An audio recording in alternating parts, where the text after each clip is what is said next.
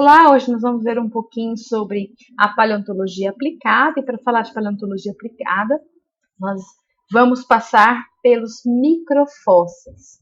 Microfósseis são vários grupos de fósseis muito pequenos, tá? Não é um arranjo taxonômico, eles não é um grupo, mas sim o tamanho, tá?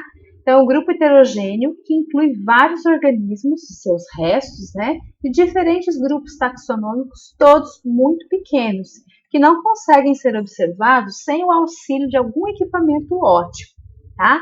É por essas razões, termos práticos, que a gente tem aí a definição de microfóssil. Temos microfóssil e nanofóssil.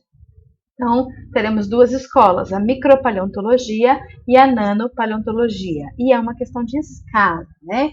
Fósseis menores que 63 microns são chamados de nanofósseis, ok? Então, vamos lá. Quem são os representantes dos microfósseis? Nós temos vários tipos de grupo. Nós temos procariontes, como cianobactérias, eucariontes unicelulares heterotróficos, né, que se alimentam de outros, né, como foraminíferos e radiolários, e também os autótrofos, que são as diatomáceas. Temos ainda eucariontes multicelulares, tais como ostracodes, esporos e pólens.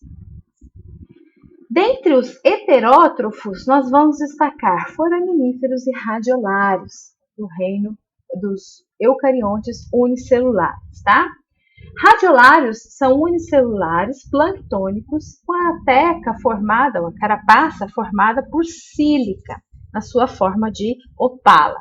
Ocorrem no ambiente marinho e surgiram do Ordoviciano e estão nos mares até os dias atuais. Já os foraminíferos eu vou deixar para mais tarde, porque é um grupo altamente diversificado que eu vou dar um pouco mais de atenção, tá? Vamos olhar então as diatomáceas. Elas são algas unicelulares, fotossintetizantes, apresentam essa morfologia, né? Também constituídas por sílica, tá? São comuns no ambiente marinho, principalmente em águas frias, mas também elas não são exclusivas do ambiente marinho. A gente pode encontrá-las nos solos ou ainda em corpos de água no ambiente continental. Surgiram no Jurássico e estão aí até os dias atuais. Tá? Ainda temos ostracodes, pólens e esporos. Tá? Os ostracodes são crustáceos, então é do filo artrópoda, e aí eles apresentam duas válvulas, né, que envolvem o animal, e essas válvulas são constituídas de carbonato de cálcio. Ocorrem em todo tipo de ambiente, mas eles apresentam uma morfologia muito específica em cada um desses tipos de ambiente. Então, desde água rasa até marinhas profundas, e também toleram águas doces, salobras e hipersalinas, tá? E estão aí desde o Cambriano até os dias atuais. Esporos e pólens, eles apresentam uma limitação para trabalhar por conta de sedimentos serem oxidados. Então, à medida em que os sedimentos são oxidados, esse material pode ser perdido, tá? Enfim, os foraminíferos com a sua grande diversidade. Também contribuem bastante, né, nos sedimentos do fundo oceânico, eles são exclusivamente marinhos, e chegam a ser produtores de rocha. Vejam aqui uma rocha lotada de foraminífero, na verdade é praticamente só foraminífero que sustenta essa rocha, tem pouca matriz sedimentar, tá? Eles são unicelulares e eles podem apresentar concha, né, testa mineralizada com carbonato de cálcio, ou ainda cimentada ou ainda orgânica. Apresentam aí o seu protoplasma com os seus pseudópodos, são tipicamente marinhas, mas algumas espécies podem sim ocupar águas doces, tá? Ocorrem em todas as profundidades dos oceanos, mas assim como outros grupos, né, apresentam especificidades e especificações morfológicas de acordo com a condição ambiental. Então, nós temos dois grupos, planctônicos e bentônicos. Os planctônicos, eles são o principal constituinte do sedimento marinho, ocupam vários nichos ecológicos e hoje em dia eles são menos diversificados. Já os bentônicos não contribuem, né, tanto aos sedimentos marinhos, exceto em algumas porções específicas da plataforma, porém eles são excelentes indicadores paleoambientais e os mais atuais hoje em dia. Tá? Por que eles são importantes? Eles são utilizados na paleontologia aplicada devido às suas características enquanto grupo, né? Mas são características que os tornam úteis à aplicação de análise ambiental e à aplicação de reconhecimento de bacias sedimentares. Então, são essas 6 características que chamam a atenção para a aplicação desse grupo nesse tipo de análise que eu comentei com vocês. Então, por serem pequenos, né, pequenas quantidades de amostra já vai trazer vários organismos e isso barateia um pouco a pesquisa. São superabundantes e apresentam ampla distribuição geográfica, então são comuns nos sedimentos e nas rochas marinhas.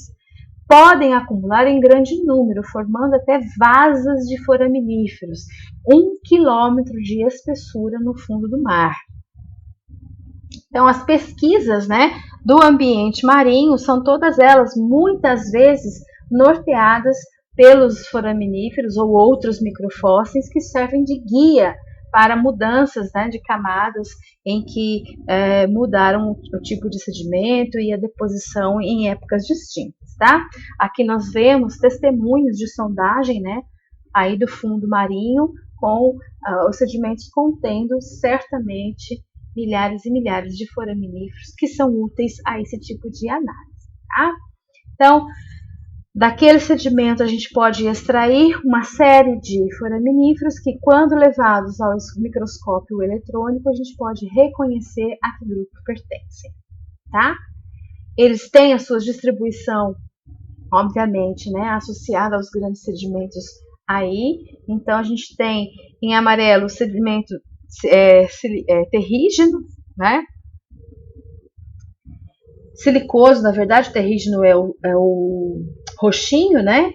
Mas nós temos a argila vermelha e em vários desses ambientes aí no fundo do mar, a gente tem aqui aqueles quilômetros de sedimentos contendo foraminíferos, que é o que a gente chama de vasa de foraminíferos, tá? Bom, o formato e o tamanho da testa variam ao longo do tempo geológico. Então, por eles apresentarem um ciclo biológico muito rápido, novidades morfológicas são incorporadas rapidamente também. E essas novidades morfológicas, elas são contínuas no tempo, né? Então, cada forma é como se fosse uma forma típica de um intervalo de tempo. Então, achar um foraminífero típico de um intervalo de tempo significa, é quase que como poder datar aquele intervalo de tempo ou poder identificar o sedimento em questões temporais. Então, são muito úteis para aquilo que a gente chama de bioestratigrafia, que é exatamente datação de pacotes de rocha ou de camadas sedimentares com base nas análises de fósseis, tá? Então, é uma testa fina, globular, altamente porosa, com aberturas bem marcadas, espinhos bem desenvolvidos. Essas características ocorrem exclusivamente em águas quentes, tá? Então a gente consegue, a partir de características morfológicas, fazer uma análise paleoambiental. Apresentam ampla distribuição geológica, então está registrando aí desde o Cambriano até os dias atuais, né? E aí o ciclo reprodutivo muito curto, como eu já mencionei anteriormente, facilita a incorporação das novidades evolutivas, né? E por fim, ainda por crescerem em equilíbrio isotópico com o ambiente em que eles se encontram, eles podem registrar elementos traços, né, que são os isótopos estáveis, e ainda registrar anomalias morfológicas na sua testa. E aí são excelentes indicadores para que a gente possa observar a qualidade do ambiente em que eles vivem, tá certo?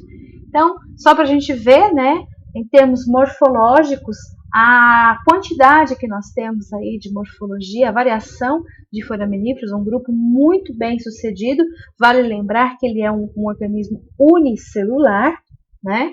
Então eu posso ter uma teca orgânica ou eu posso ter uma teca aglutinante. A orgânica já está extinta. A aglutinante é quando os pseudópodos colam, né, as partículas do ambiente aí ao longo do corpo do organismo, né?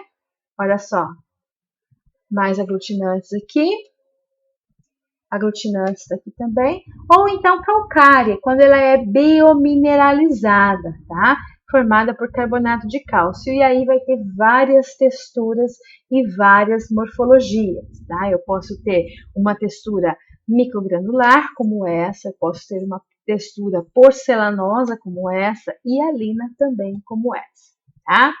Vários tipos de câmara, podendo fazer pluricelulares, seriadas, espiraladas, isso tudo para vocês observarem a diferenciação morfológica, né? E quando a gente tem uma diferenciação morfológica muito grande dentro de um grupo, isso provavelmente reflete o seu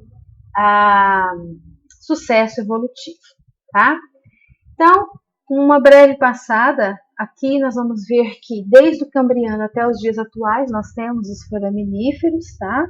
Obviamente, né, que cada período contou com uma grande novidade e uma grande contribuição para o grupo no geral.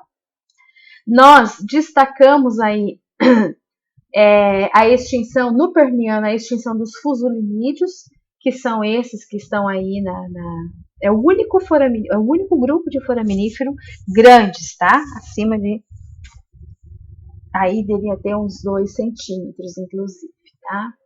O único que não seria pequeno como todas as outras formas. Aí depois surgiram, né? Apareceram os planctônicos que se desenvolveram, e aí até os dias atuais, mais ou menos desde os últimos 12 milhões de anos atrás, o surgimento das linhagens atuais. Tá? Este é um grupo, portanto, que tem uma grande aplicação na sua análise de bacias, na sua análise de ambientes sedimentares, e é por isso que ele presta serviços à paleontologia aplicada. Até mais!